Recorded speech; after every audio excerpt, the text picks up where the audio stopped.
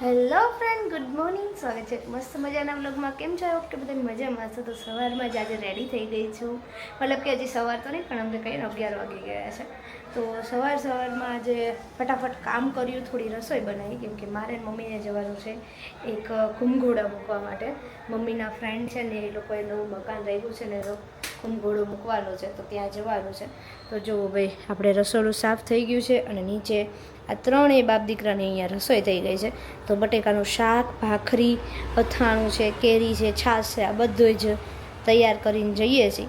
અને અમે લગભગ આવતા આવતા અમારે 1 વાગી જશે. તો અમે લોકો ત્યાં નાસ્તા પાણી કરવાના છીએ, એટલે આપણે કંઈ ખાવા પીવાનું નથી. અત્યારે શરબતને એવું પી લીધું છે. અને મમ્મી અહીંયા તૈયાર થઈ ગયા છે અને રસોઈ તૈયાર થઈ ગઈ છે. એટલે હમણાં ફોન આવે ને એટલે આપણે નીકળીએ.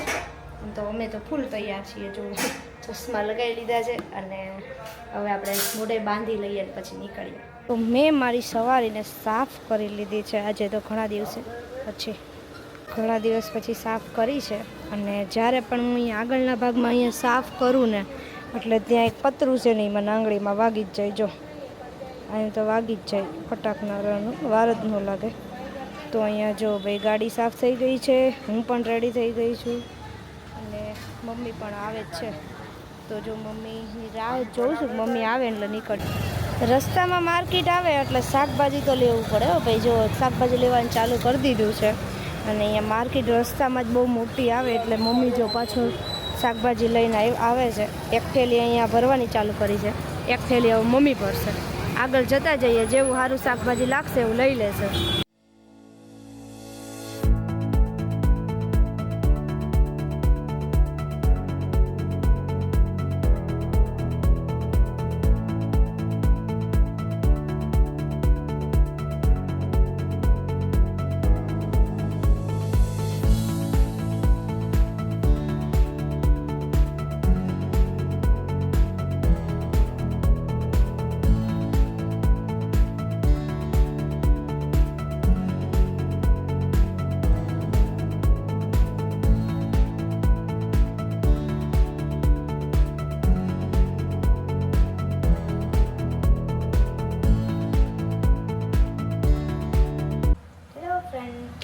બપોરમાં જે મસ્ત મજાની રસોઈ બનાવી છે, મતલબ કે પુલાવનું શાક, જે મને નથી ભાવતું. ઘરમાં કોઈને નથી ભાવતું, મમ્મીને એકને જ ભાવે છે. તમે વિડીયોમાં જોતા હશો. તો પુલાવનું શાક બનાવ્યું છે અને ગઈકાલે રાતે ભાજી બનાવી હતી. તો ગમે ત્યારે ભાજી બનાવો ને એટલે વધે જ. ગમે એવી ભાજી બની હોય, બરાબર, ગમે એટલું આપણે થોડું બધું શાકભાજી નાખીએ છતાં પણ ભાજી વધે. તો જો ભાઈ, મસ્ત મજાની આપણી ભાજી છે.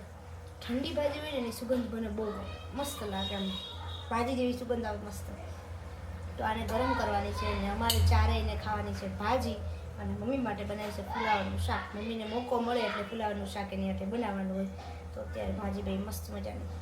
હવે મને ઘરની ભાજી નહીં, તો ભાજી જ બહુ ભાવે. ગમે ત્યારે હોય તો મજા આવી જાય ખાવાની. આની સાથે ભાખરી ભાવે. તમને શું ભાવે? મને આની સાથે ભાજી સાથે ભાખરી ભાવે ને પાવ ભાવે. પણ પાવ હમણાં પસંદ નથી આવતા, એટલે ભાખરી વધારે ભાવે છે. અને તમને લોકોને શું ભાવે છે કમેન્ટ કરજો. ચાલો ભાઈ, આપણે રસોઈ બનાવીએ ફટાફટ. રોટલીનો લોટ અહીંયા બંધાઈ ગયો છે. હું ઘણા દિવસે બરફ લગાવું છું ને, તો બહુ જ ઠંડુ લાગે છે. હમણાં થોડુંક વાતાવરણ ઠંડુ પડી ગયું છે ને, તો બહુ ઠંડુ લાગે છે અત્યારે. તો આંખમાંથી પાણી પડવા મળે એટલું ઠંડુ લાગે.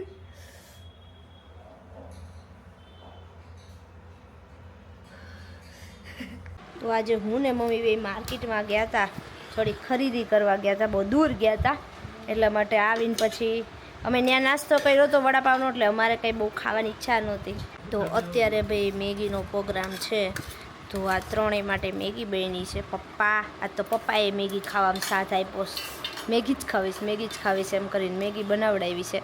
કેવલ ને ધવલ ત્રણેય આ મેગીવાળા છે. અને મારે ને મમ્મીને ટેટી ખાવાની છે, કેમ કે અમે ખાધું હતું વડાપાવ. થોડોક નાસ્તો થઈ ગયો એટલા માટે. અને આજે 2 જલેબી ઘરે પડી હતી, તો જલેબીને દૂધ ખાવાનું છે. તો આજે આપણે આ નાસ્તો જમવાનું છે. તો ચાલો બધાય જમવા. હેલો ફ્રેન્ડ, તો ભાઈ અત્યારે ભાઈ ફાઇનલી ફ્રી થઈ ગઈ છે. આજ કેટલા વાગે એમ ખબર? 12 વાગ્યા ને તે સાવ ફ્રી થઈ ગઈ છે, એકદમ બધું જ કામ કરે. તમે જોઈ શકો છો. જોર છે બધું જ કામ કરીને ફ્રી થઈ ગઈ છું, બધું ચોખ્ખું થઈ ગયું છે, જમી પણ લીધું છે. કેમ કે ભાઈ આજે જવાનું છે મારે હેર કટિંગમાં. અને બીજું રીઝન એ છે કે કેવલને ભાઈ જવાનું હતું એક્ઝામની, જીની બીજો એટેમ્પ હતો આજે, એટલે એની એક્ઝામ હતી. તો એ લોકો ત્યાં મમ્મી પપ્પા કેવલ ત્રણે ત્યાં ગયા છે. અને મારે હેર કટિંગમાં જવાનું છે. અત્યારે 1 વાગ્યાની અપોઇન્ટમેન્ટ છે, પણ હું એના કરતાં પણ વહેલી છું. એટલે અત્યારે એમ છે કે 12:15 થયા છે ને, 12 થયા છે, તો 12:30 થઈ થાય ને તો નીકળી જાઉં ને તો 5 મિનિટ 10 મિનિટમાં ત્યાં પહોંચી જાઉં. તો બને ત્યાં સુધી વહેલું કામ પતાવી દઉં ને તો થોડી વાર ઘડીક આરામ થાય. અને આજે બપોર પછી એક જરૂરી કામથી બહાર જવાનું છે. અને ધવલે નક્કી કરી રાખ્યું છે આજે કે હું કેવા હેર કટ કરું. ધવલ બરાબર ને? ટૂંકા કરી નાખો ને હાવ. આજે એની જે નક્કી કરેલી હેરસ્ટાઈલ છે ને એઆઈ પાસેથી બનાવેલ છે ને એવી હેરસ્ટાઈલ આપણે બનાવવાની છે. તો મતલબ એવો લુક કરવાનો છે. તો આપણે જોઈએ મારો કેવો લુક લાગે છે, હું કેવી લાગું એમ. શું લાગે ધવલ, હું કેવી લાગીશ? મસ્ત, મસ્ત મસ્ત. અને આવું પછી ખબર પડે કેવો લુક લાગશે. અને એ લોકોને આપણે બતાવી જોઈશું કે ભાઈ કેવી રીતે કેવું લાગશે આ મને. અને આવું જ કરવાનું છે કેમ કે મારા હસબન્ડે કીધું છે એટલે આપણે કરવું તો પડશે જ. એટલે હું થઈ ગઈ અત્યારે રેડી અને ચેન્જ કરીને પછી નીકળું. તો ફાઇનલી મેં હેર કટિંગ કરી દીધું છે. હું ઘરે આવી ગઈ છું, 1 કલાકની અંદર તો હું ઘરે આવી ગઈ છું. અને જો ભાઈ મારા લુક કેવો લાગ્યો કમેન્ટ કરજો. તો એકદમ શોર્ટ હેર કરી આવી છું. અને આમાં તો હજી તો પેરેન્ટ્સને ખબર પડશે ને એટલે મારી શું હાલત થશે. મતલબ બહુ ખીજાશે એમ કે શોર્ટ હેર, આટલા બધા શોર્ટ. આમ જુઓ ભાઈ કેટલા શોર્ટ કર્યા છે ને મેં. જો કે ડ્રાયર માર્યું છે એટલે વધારે થોડાક લાગે છે કેમ કે આ બધા વળ્યા હોય એટલે. અને હજી નેચરલી સીધા થઈ જશે. અને જો અને આ ધવલની ખુશી જુઓ.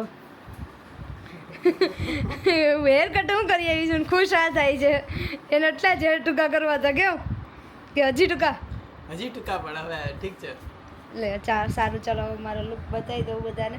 તો કંઈક આવો મારો લુક છે. તો ધવલ બતાવી દઈએ વ્યવસ્થિત રીતે.